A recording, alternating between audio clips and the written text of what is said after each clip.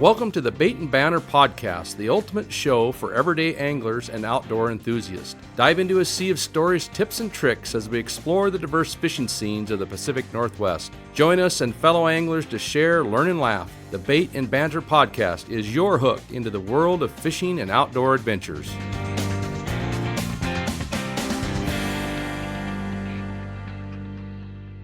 Here we go. The weigh-in's been done. The prizes have been handed out, and everything's finished, and I get to sit down with Kristy Cronin. Not only did she win for the females, she also took third place overall amongst all the men. So congrats to you, Kristy. Thank you, and thanks for having me. And it's kind of a little bit odd. The winner for the men was me. Yeah. Thank you, me. You're welcome. Finally. Yeah, finally. It's been 8 years. It's been 8 long years, and this is one of the most sought after awards or accomplishments that most of the kayak angler goes after. It's a pretty prestigious award, I guess. Everybody wants it, and I've won a lot of tournaments. I've won a lot of money, and this is the one event that I hadn't been able to win, and I am so blessed to have been able to do that. So just first, before we get started with too much, I want to tell you how Kristy and her husband Erik and their friend Jeremy ended up here at the Crappie Shootout with us. They actually came to my event, which is the Walleye Social. Jeremy, I believe, had seen it on one of the Facebook pages. That's correct. Yeah. So, and then he told Erik and Kristy about it, and they came down last winter, just before I went in for hip surgery, and they were there. We had a lot of fun there. We're trying to get each other, show everybody how to get on the walleye and how to catch some fish. I think most people caught fish. Kristy, you said you didn't catch fish? I totally got skunked. Yeah, Yes. we'll make sure that doesn't happen again. And Erik, I caught a couple small fish, but I did not get skunked. Yeah. I think I remember you caught some and you dropped I caught a bunch. I let 7 go to the bottom of the river. with a stringer. Yeah, I felt bad for him. We've had other people do that.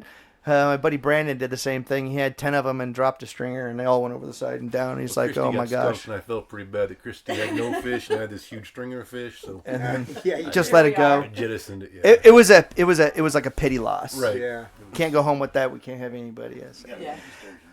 Yeah. But anyway, so when we were there, I try to spread the word, and I tell everybody every little thing that we can go do as a community together. And the Brownlee Crappie Shootout is one of them, put on by Jed Rivera. It is one of the highlights of the year for everybody in the kayak community. I know that me and my wife personally, we use this as a vacation. I typically will come here for 10 days, and I may only fish 2 or 3 days out of the 10 days I'm here, and I just chill and relax. It's just so nice that I just want to, it's relaxing. Like, we sleep in, you just unwind when you're here. It's a great place to be. So I told these guys about it, and lo and behold, they all came. Everybody started fishing today, and it was kind of funny. And the pre-fish, I had run into Kristy out fishing crappies. We were trying to fish crappies, and I was going over some things with her, sharing her some tackle. I shared some Max Lure stuff with her and some little different things, and we talked for a minute. And then I ran into her in the store in there, and I was like, "Hey, this is what everybody's catching tomorrow." And so she got some of those. I listened. And then she went out, and it's a 7-species tournament. She went out and kicked butt. She got 5 of the species. I personally only got 6 of the species. I don't think obviously nobody got 7, and it's a 7-species event. Kristy, tell us, and we'll compare notes. Tell us just a little bit about what you did and what your thoughts were today. When you first started this morning, what was your kind of game plan? I was just trying to stay warm. It was cold. It was today. very cold. I froze and I to just death. didn't want to get skunked again. That was basically it. But I kept the same rig on that we had talked about. Went to a location I had went to yesterday that I knew I had caught a couple. Lo and behold, Jeremy was kind of tailing behind me, and he saw me first cast, catch one. Next cast, get one. That's what I heard. I heard you were just like, bam, bam, bam, bam. And Jeremy was like, give me some of that. No, bam, bam, bam, bam. Yeah, it was super fun to watch. It wasn't frustrating at all. No. I've known Jeremy a long time. He's not bitter, really. He's not. And so, how did you feel, Erik, about your wife? I'm very proud. You should be. Yeah, and I don't know if that's so. Erik was still in bed. Yeah, there we go. Oh, really? You didn't get in the water? that's not true. Oh, yeah, he was in the panel. Well, we know who the angler of the family is, obviously. That's pretty obvious. Oh, yes. I have to concede to that, but I was not in bed. So you were having coffee on the couch. I was having coffee on the couch. Yeah, till 6. Potato, But- potato. Yeah. Yes. So, anyways, you went out, you started smashing some fish. When you started catching, let's say you caught your first crappie, obviously you said you caught a couple other crappie. At what point did you decide, okay, I need to move on to the next fish, I need to do this? You starting to at any time build kind of a game plan? Because I know when I was doing it, I was going through and I spent the first 2 hours fishless. And my little cousin that I had with me was just hammering them. And I'm like, oh my God, are you kidding me? Yeah. In fact, great example of the differences are we were drop shotting for catfish. And I could not get a bite. And I had about an 8-inch leader from my weight to the hook. Levi had a 3-inch leader. And he was getting bit non-stop. That 4 inches made all the difference. I was like, what are you doing that I'm not? And I looked at his stuff. I changed my leader to about that 3 inches. Instantly, I had a fish. Instantly. And then later on in the day, when my cousin Michael, who hadn't had any fish on at the time, I said, hey man, shorten your leader, go out to the center, start looking for the arches. They're usually on the edge of a slope somewhere. Look for those arches and just drop down. He caught 2 fish in 5 minutes, he said, as soon as he did that. So it's just the little things that make a difference. But did you form any kind of a strategic plan or whatever when you started to catch fish? Well, the crappie weren't huge. I didn't get big ones. I mean, they were 12 was like my biggest. So I knew that the ones I was catching yesterday were just a little bit bigger. So I wanted to kind of keep going. But then it kind of cooled down a little bit, and so I was paddling out to see Ryan, one of our other buddies, and then kind of went around a corner, and I let my line go down deeper, and then that's when I got into a catfish. Not even trying. It was the same thing I was using for crappie, so it wasn't even like... That's the joy of this event. Yeah. That's, I think, I mean, I know it's not for everybody, but I feel like 85% of the fish that are caught here you're fishing for like something else, and something else bites. I mean, today I caught a 17-inch trout. I was fishing for crappie, and that trout about turned me inside out. Dang near couldn't get it netted. It made so many runs on me. It was crazy. It was worse than fighting a salmon. Then when I realized what it was and the stress level, I was like, oh, geez. Yeah, So absolutely. Catching that catfish on that super light pole was nuts. It just kept coming under the boat. And oh, yeah, they like to spin and twirl and slime everything up. break everything in half as I bring this thing in. Yeah. But it was a lot of fun, and I was pretty excited to see it was catfish because I had tried yesterday and didn't have any luck catching Couldn't get one. So, yeah. I mean, it's a 7-species event, and you can either catch your fish and then try to upgrade right then, or you can just catch your fish, move to the next fish, and then catch that fish, move to the next fish. Personally, I think that catching that fish and moving to the next fish is better because some fish is better than no fish. And if you spend all day long trying to upgrade a fish, then you've got no fish and you're kind of left behind. So once I started catching a few fish, like the first fish I caught was a 6.5-inch perch. It's the only perch I caught all day long. Everybody else, I'm listening to people go, they're driving me crazy. They're everywhere. I can't, and you're like, well, I'm not having that problem. What are you doing? But I just moved on to the next fish, and then I had my catfish, and then all of a sudden, and the smallmouth I wasn't really worried about because they're a nuisance. Yeah. And so I didn't actually. I caught very little ones all day, which yesterday and the day before much bigger. So I thought for sure that would have been an easy one, and no. Well, we got to the place where I wanted to fish this morning, and second cast I hook a fish, and I could tell it was a big heavy fish, and it came up and jumped, and it's probably a 17 or 18-inch smallmouth, and I just about cried. I was like, oh dear God, I've personally never caught a fish that big. Here at Brownlee, somebody caught one that's 18.75 smallmouth. That is a tank, at least in my mind here. Yeah. I know we've had a couple by Evan Mertz. He's caught 2 years in a row. I believe they were 20s. Wow. Yeah, largemouth though. Okay. Largemouth. Still. So yeah, very, very nice fish. Most of the fish are pretty small, So, but I after I lost that, then I went out there and did my thing. And in the meantime, Levi was just racking them up. But you got your crappie, then you got your catfish. Did you just keep fishing for crappie, or what did you do? Yeah, I think I went down. I wasn't getting anything, kind of just moving down the bank, and then came back around sort of to the original crappie because I just wanted to start catching fish again. At that point, I didn't care what it was. You're right. A bite's fun. No bites are no fun. And then that was when I got the trout. The trout, yeah, which threw me off too. Jeremy was sitting right there, and just, oh my goodness, got a trout on, and Yeah, same thing. So- it took a little bit to get it in the net. Right. So at this point, she's got 3 of the species, and you 2 boys got none. What are you guys thinking? So I'm still in the same spot she caught her first fish at. I've been there all morning, and I still haven't caught a fish. She comes cruising in, her first catch. She hooks a trout, and she's like, "Oh my God, I got a trout." I'm like, "No, you don't." And I'm like, "You gotta get that thing in the net because it was kind of the unicorn of the tournament." So, Oh, it is, Yeah. yeah. and I was still fishless. It was really fun again to watch her net another fish, but It was a little envious, huh? He said he's very happy for me. Yes. But he was finished. yeah, I was gonna rage quit. I said, "I'm really happy." Gotta rage quit. At least you're honest. Yeah, like, Yeah. "Hey, can you go someplace else and fish for a while?" I know. maybe?" Yeah, don't you have other species you gotta take? Get out of here. Did he tell you that? No, it's very nice. Don't you have somewhere else to fish? Yeah.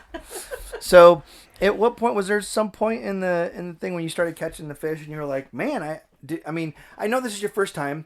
So those of us that have fished this for a while, we know once we get past, like if you can get past fish number 5, you get past those and you think, "Oh man, I'm gonna have a shot at this. I'm going to be," and my objective when I start the event is don't come in last place, and then I want to come in the top 10.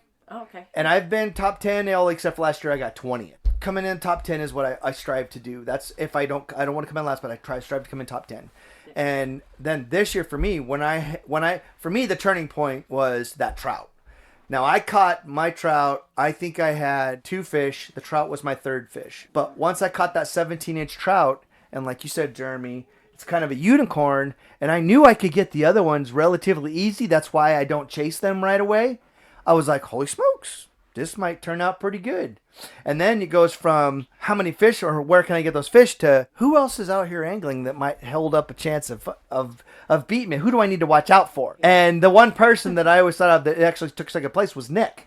Because he's a go-getter, and I watched him fish last year, and he's one of those guys. He just comes in, he just starts fishing, he's quiet, and then he just watches everybody and learns, and then all of a sudden, bam, man, he's just rocking it. He's just rocking it. So Wednesday he caught 7 species, and Thursday he caught 6 species. right. Oh, wow. So and he caught them all out towards the mouth out there. So Oh, okay. and that's usually one of those places I love to go, but it's a long jaunt, and I know he went out there today. Nick is he's a force. I expect he's probably going to win it here relatively soon, I would assume. He rage quit last year. Yes, he did. He did. He rage quit last year. We were talking about that. I think he rage quit. He was upset. But yeah, he's a cool cat. He's super quiet, and he's a heck of an angler. And he literally watches and listens to what everybody else does, and then he applies that stuff. Sure. So I think that's what makes him such a smart. good. Yeah. So, anyways, to get back to that, was there a point that you felt like, oh, I'm feeling pretty good about this? Yes, yeah, and I knew, especially, I knew I needed a perch, and that one I had caught yesterday at just down the bay from where we were at, and so I went and tried that for a while, and same thing, wasn't catching anything. Jeremy rolls up to check out how things are going, and I hook it right on. So I know. I was going to that day to catch a perch. I've got my crappie and a couple nice smallmouth, so I was going to get a perch. And I roll up there, and she just, as soon as I come around the corner, she hooks up, and she's like, "Oh, I got a perch." And I'm like, They're here. You know what the common denominator here is. I'm really I good know. Yes, it's Yes. you. That's what I Obviously, said. I it's said, you need to Jeremy. stay close to me the rest Yeah. of the time. I'm So not a next great year- angler, but I'm like It's a rabbit charm. foot? yeah. Yeah. So- But I didn't catch any largemouth the day before. I don't even know any. I've never fished largemouth before, so They I just don't- bite. Yeah. So I It don't have literally, a any largemouth gear. is one of those fish that if you throw a coffee can in front of it, if he thinks he can eat it, he'll eat it. Yeah. It's like, that's the way they are. It hits the ground, they eat it, and if they don't like it, they spit it out. Oh, yeah. So- And Jeremy had given me some gear to go try, and so I was trying to target that for a while, and I gave her bear hooks, Jim. I gave her a bunch of bear hooks and just said, "Get after it." perfect. Terrible. Yeah, and then I did try for some bluegill as well, but I also have never caught any of the.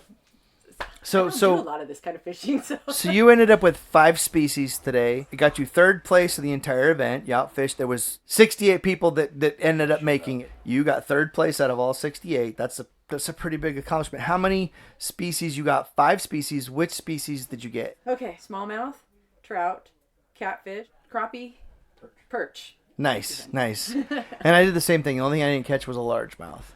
And I looked like big time for a largemouth. And I've been pretty decent at catching those particular fish in the past, and I looked everywhere. The only ones I saw were cruising the bank, and when they cruise, they're typically not interested in eating. So, and we did see some tanks cruising, like some big ones cruising, but they were not interested. The one thing I ran into today, and I know an experienced angler wouldn't do this, but a lot of the guys, when they pull into a cove or they pull in somewhere, they just put their kayak right on top of the fish.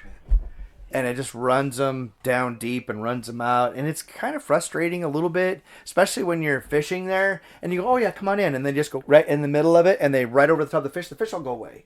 So, like, my bluegill today, that was one of the situations I had. I caught a bluegill that was 7 3/4 inches.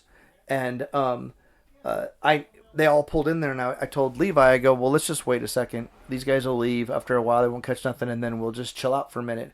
And so we did just that, and then after they left, I go, just stay back, don't go up there, and they're gonna be deep. You just gotta fish deep. Usually, you can see them this far, 8 inches to a foot down, and they'll be hitting the tips of your line when it goes into the water. And I was like, they're gonna be deep. And sure enough, I put my slip bobber at 7.5 foot, and my stuff didn't sit there longer than 30 seconds. Jeez, nice. And I caught my bluegill, and then I caught, there's a bunch of little bass. I caught a smaller bluegill. My poor cousin Levi caught a bluegill. Thought it was too little. I pitched it back. I was like, what are you doing? You take pictures of everything, dude. Everything. So he got 3 species today and tossed his 4th back. Oh, man. Ouch. So, yeah. But he, live and learn. Live and learn. Yeah. You got your fish. You got your deal. Did you have at any point you felt like, oh my gosh, this feels pretty good. I feel like I'm going to do good? Or were you just guessing? Yeah, I guess. Because it's your first time. It's my first time. I do not have. So you don't have the grasp on things. Yeah.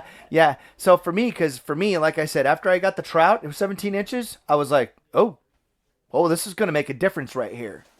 And so at that point, I was like super hopeful. Then I caught, I had the bluegill, which scores good, and 7 3/4 inches is a pretty good bluegill.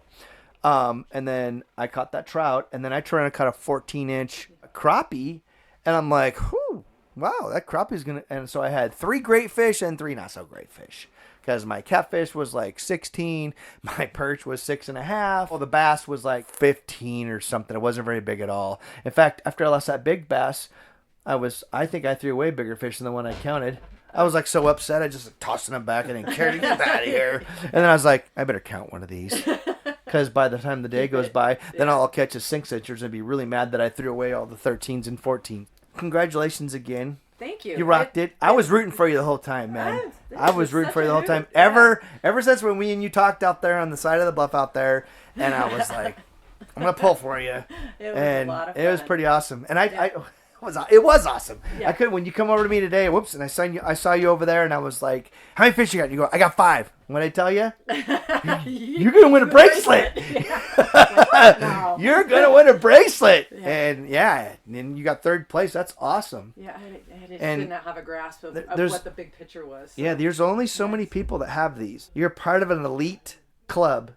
Hardly anybody. And it's not every year, so there's actually less of those floating around than the buckle. And there's only 8 buckles. 9 buckles. Evan has 2 of them.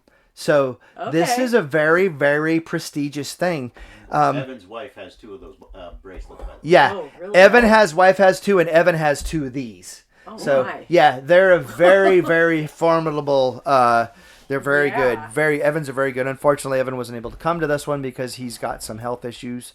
I'm going striper fishing here in the next week, and I'm hoping that Evan can maybe come out, but he didn't sound very good, so he's a lot of pain. But at any rate, so I know you're proud. Well, can I say something? Absolutely. She's being modest. Kristy worked really hard on this. She's been preparing for weeks. She's got maps. She's been studying species. She works, and she fishes a lot. She just doesn't fish for these species. She's a crazy kokanee fisher. She's a salt fisher. It's my favorite. Is it? Yeah. She does a lot of river fishing. She's a crazy angler. She just doesn't have a lot of experience with these species. But she didn't just come in blind and get lucky. She worked very hard. So the work that you put in to it always helped you in the end. It comes out, even the littlest thing. It may only change something small, but that small thing might be something that makes a huge difference. I know when I first got into the whole bass fishing tournaments, mine and Jed's buddy Brad Hull, he's the one that talked me into going into the bass fishing stuff, and I was like, I don't know, man, I don't want to do that. And so I started doing it, and I didn't do too bad, and I was like, So then I kind of was thinking about doing some online stuff, so I did some online stuff, and I won a couple of those, and I was like, And so then I went to YouTube University. I spent the whole winter watching YouTube and writing notes and studying and taking all this stuff, and then the next spring I applied it and got AOI for the first time. I won several of the tournaments throughout the year. Got Angler of the Year. I was top angler in the state of Washington. Turned around the next year. I was top angler in the state of Washington again. The next year, I missed top angler by 1 point. And then the year after that, I got top angler in the state again. And then after that, I decided, somebody else can have it. I'm out. So I quit fishing the bass tournaments. And now I just run them now. And because I wanted to change my stuff from me fishing to trying to make the events the best thing I can for the anglers, because my number one objective in all of the kayak fishing stuff is to be the best ambassador that I can. And the better the ambassador, the more people want to join in the sport, the more people have appreciation for the sport, and the more respect we get as kayak anglers, because a lot of people out there, especially in the boat world, they either don't think we should be there or they think we're crazy. And the only reason for that is because they just don't understand. They don't know. And once they learn, and the best way to learn somebody is to be a good ambassador of your sport. And that's my objective. I want to be the best ambassador that I can. And I tell that to all of my pro staff positions, all of my people. That's part of what I tell everybody when I go to my walleye social and the different things. I just want to be somebody that's a good ambassador for the sport. Absolutely. So it's it's an amazing sport, and this tournament encapsulates that. It kind of encapsulates what I like to refer to as the brotherhood, because like a Jed had referred to earlier, some of the top anglers around are here at this tournament.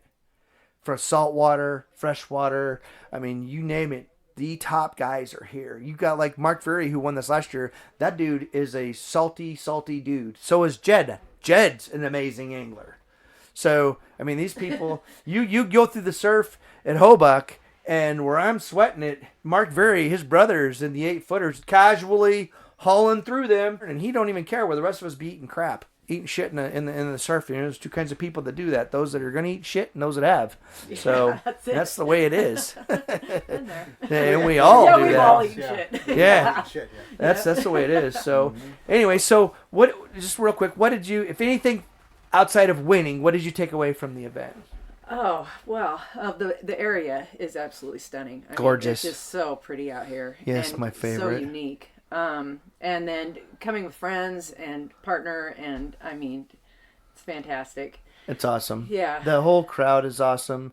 Everybody, like I say, this is a brotherhood. A lot of times when we've had other outings and you be walking through somewhere and you may go, I got to go make dinner or camp here in a minute. By the time you get to your camp, you're full. That's literally, it's how it is. It's a Najai. It's how it is. It's crazy. Yeah. And you don't say no. So how about you, Eric? Did you take anything away? Oh, yeah, absolutely. I'm really impressed by the event, and I really appreciate that. And I didn't mention this earlier, but for a really short period of time, I was a CASA volunteer when I lived in Westport, Washington. Cool.